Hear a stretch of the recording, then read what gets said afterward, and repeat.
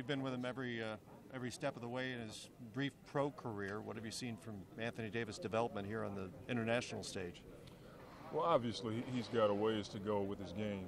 He'd be the first to admit that, but I think mentally he's taken a step, understanding how to lead a team every single night in the locker room, but more importantly on the floor. He's been able to carry a big load, and he's dealing with a different style of basketball, and that hasn't changed his approach. And so mentally, I think he's taken a step, and obviously in his game, he's added some things that we really like.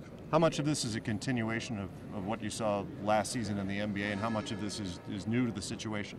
I think a lot of it's new for him. Trying to lead when you're playing with a few All-Stars, a MVP, and still knowing in your heart and in your mind that you can carry a team, that's different. But as far as his game is concerned, I've seen him tip the ball off the rim a couple times, meaning he's thinking the game, understanding what it takes to win. And he'll be the first to say that he has to improve, and I'll be the second, third, and fourth to tell him. And it's been really cool for us to be together because we've had a lot of time to talk and agree and disagree on some things, and more importantly, help him improve in his game. He seems so well suited for the FIBA game. Why is he so particularly compatible to this style?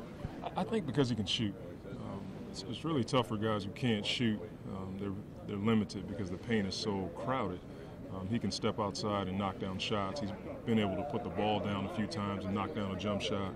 And his ability to run the floor and defend. We get a lot of steals, and a lot of the time it's him. When we played against Slovenia, I think he was taking the ball away from the guards in pick and roll, and it started our break. So I think it suits him because he has guys behind him, because the paint is so crowded, he can gamble more.